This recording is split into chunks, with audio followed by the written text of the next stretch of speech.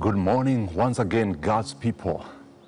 This is Deliverance Church Umoja, and in another morning in the devotions, we come to bless the name of the Lord for you.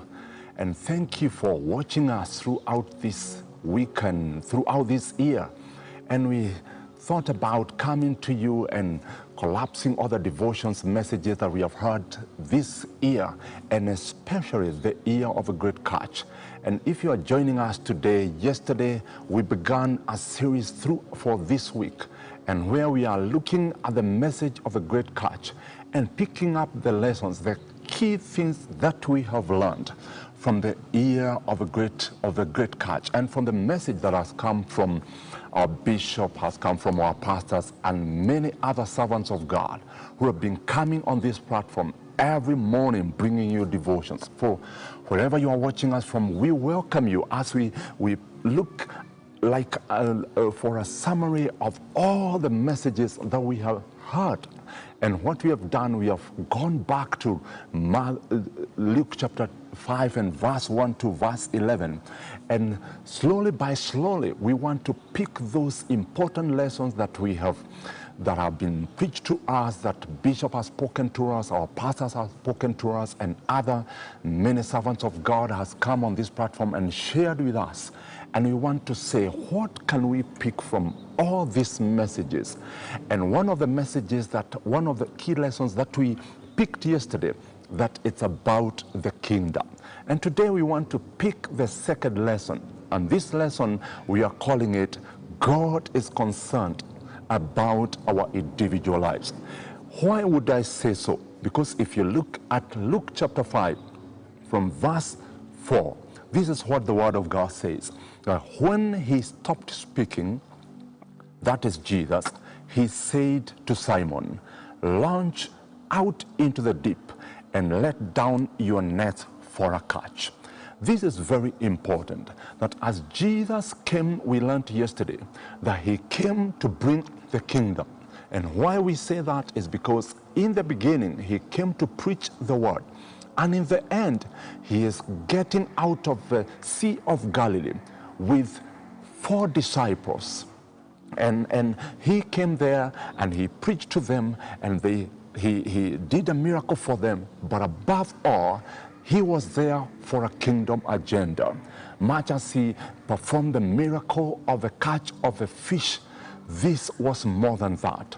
And as we see him getting out, exiting the Sea of Galilee, he exits with the disciples.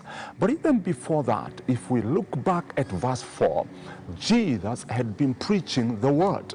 This was the first thing that we learned, that it was a kingdom agenda. But today we want to take it further and see what happened later. Because immediately after he finished preaching the word, which was the kingdom agenda, he looked at Peter and he told him, launch out into the deep and let down your nets for a catch. What is the lesson that we have picked throughout this message of a great catch for the year? Is that God is concerned about our individual lives. Jesus has been speaking, the multitude have been pressing in to hear the word.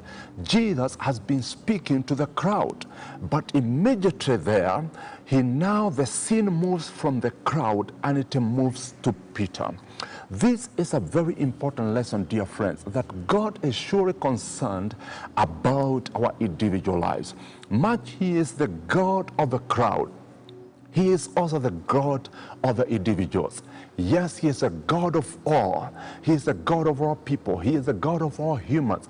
But I want you to know that he is concerned about our individual lives.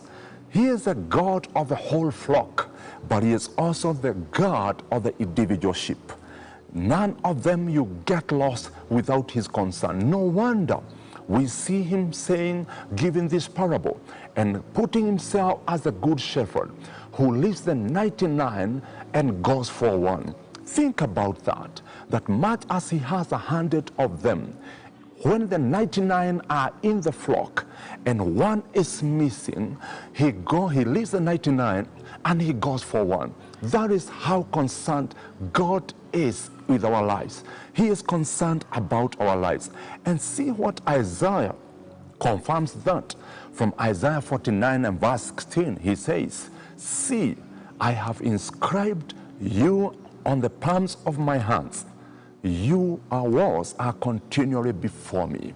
That is just to confirm to us that how God is concerned about our individual lives. We are not just a statistic. We are not just a part of the crowd. We are individuals to him.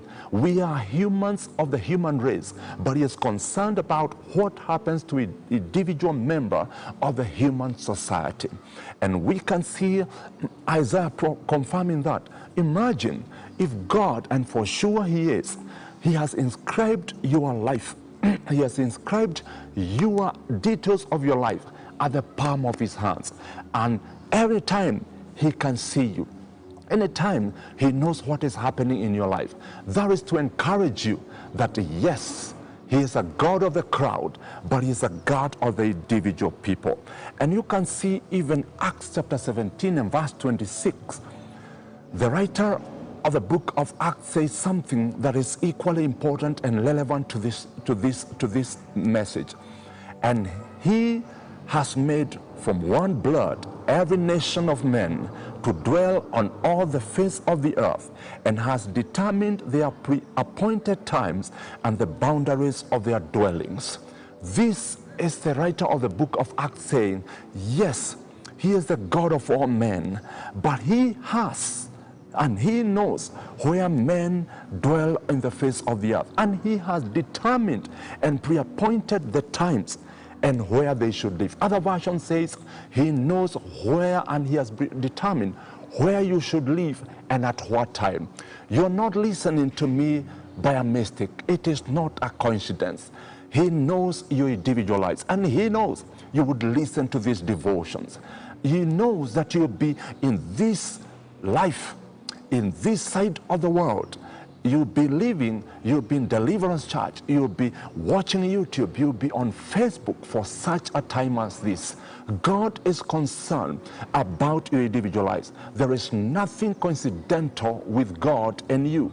There is nothing that is new to God concerning about your life. God has no place where he goes to seek about your life. He knows your beginning. He knows your end. He knows when you come in. He knows when you go down. He knows when you sit, and he knows when you stand. He knows when you are in cry, and he knows when you are rejoicing. He knows your highs and your low moments. He knows your valleys, and he knows your mountain. When you are rejoicing, he knows. And when you are mourning, he knows. Be encouraged to know that this is one of the lessons we have picked, that much as Jesus was speaking to the crowd, after finishing speaking to the crowd, he focused on Peter. And let me tell you, you are not insignificant in the crowd. You are very significant in the crowd. You are very important in the crowd. And God is not only knows about what is happening in your individual life, he is concerned. Why would I say so? Well, because he knew Peter was tired. He knew he had worked hard the whole night and caught nothing. God knows.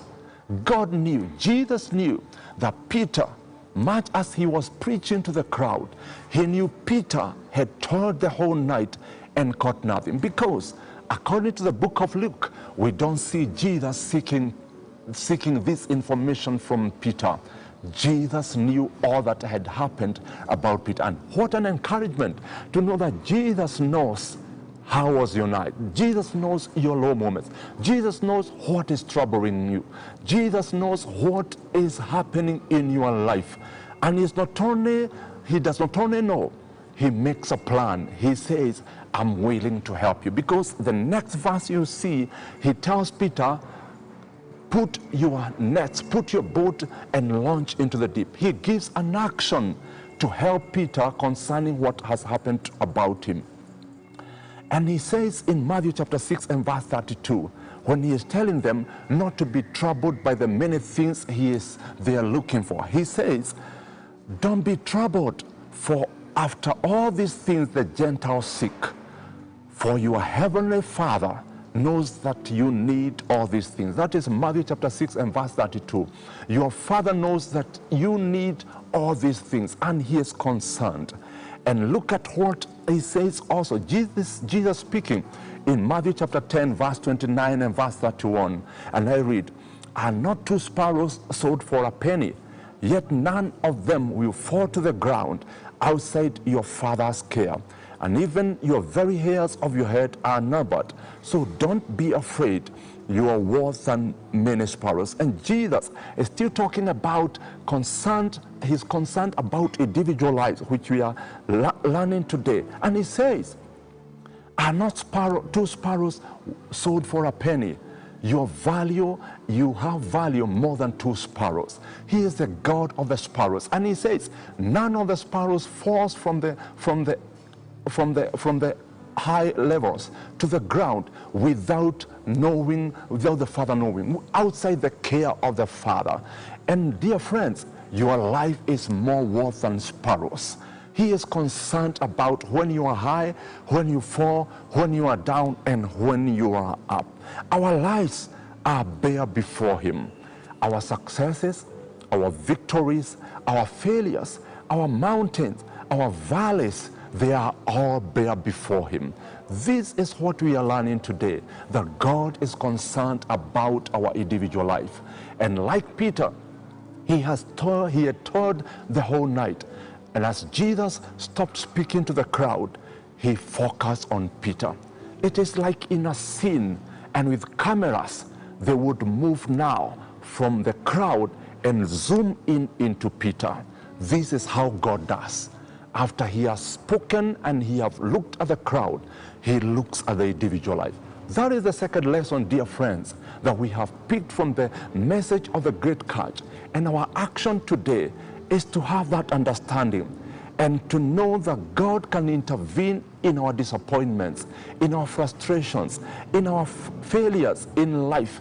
What do we need to do? We need to change our mentality and know that he is concerned about our individual life. Thank you for listening to us today. That was the second lesson of the message of the great catch that we have pulled from all that we have been speaking about this year. The year of the great catch, that God is concerned about our individual lives. Don't be depressed. Don't be stressed. Don't commit suicide. Don't resign.